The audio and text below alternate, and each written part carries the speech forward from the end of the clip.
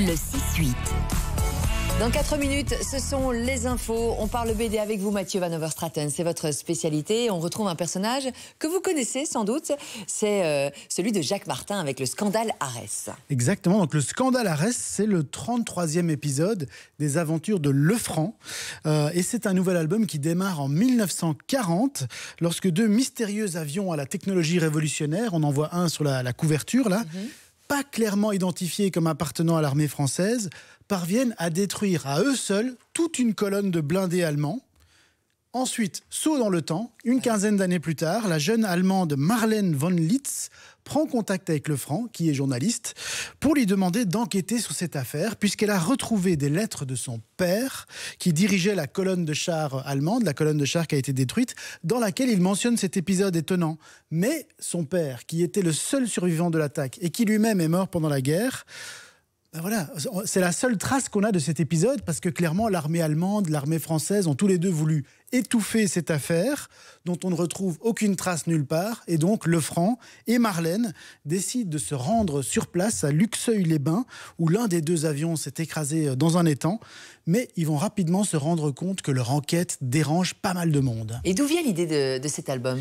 Ben en fait, ça s'appuie sur un scénario qui a été laissé par Jacques Martin. Jacques Martin est mort en 2010, mais il avait laissé un synopsis de 3 pages avec un peu cette idée, l'idée de cet album, et elle est directement liée à l'histoire personnelle de Jacques Martin, puisque son père a été pilote de chasse durant la Première Guerre mondiale, avant de disparaître tragiquement en 1932 lors d'un vol d'essai. Mais ici, cette BD, elle est signée par le tandem Roger Saiter et Régric.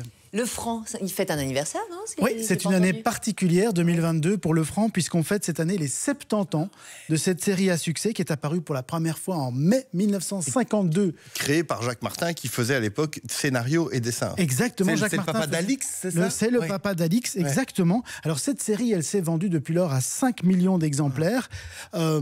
Le premier album s'appelait La Grande Menace, on voit là la couverture, et son univers graphique ça faisait clairement penser à celui de Blake et Mortimer. Oui, et d'ailleurs, dans l'une des expositions consacrées pour le moment à Jacques Martin, on découvre une lettre d'Edgar P. Jacobs dans laquelle il demande à Jacques Martin d'arrêter de le copier, parce que quand même ça ressemble un peu fort. Mais alors donc, parce qu'on parle beaucoup de problématiques de plagiat, etc., donc la continuation du personnage après le décès de Jacques Martin, ici, ne pose aucun problème. Absolument pas, puisque Jacques Martin a vraiment fait en sorte que ses héros, Alix, Lefranc, Gênes, continuent à vivre après lui avec toute une galaxie d'auteurs. Il y a une expo à voir aussi, oui, Mathieu. pour fêter les 70 ans de Lefranc, les éditions Casterman ont décidé de mettre les petits plats dans les grands, avec 2 expositions à Molsheim, une ville située à 25 km de Strasbourg, puisque Jacques Martin était né à Strasbourg, et en plus il avait une passion pour l'automobile, et Molsheim est le fief de la marque Bugatti, qui est une marque française, et aussi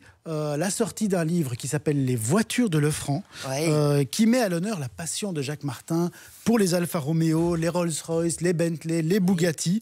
Et il faut savoir que Jacques Martin, en même temps qu'il a créé Lefranc, il a commencé à tenir une chronique automobile dans le journal Tintin. Donc vraiment, il y a tout un univers qui lie à la fois l'Alsace et l'automobile. Donc je vous conseille d'aller voir cette exposition si vous allez du côté de Molsheim, un très joli coin à visiter. Et cet album anniversaire. Et cet album anniversaire aussi pour les 70 ans de Mathieu, regardez avec les illustrations d'époque. Avec des dessins inédits qu'on n'a plus vus depuis des années, depuis leur parution dans le journal Tintin. À remporter aujourd'hui, n'hésitez pas, les 2 albums, plus celui dont on va parler tout à l'heure, c'est Le Petit Frère. C'est vraiment très émouvant, parce que c'est l'histoire d'un homme, d'un jeune garçon qui perd son petit frère et s'exprime 40 ans plus tard. On en parle tout à l'heure avant 7h, et pour remporter les BD, c'est bien le 60 03. Vous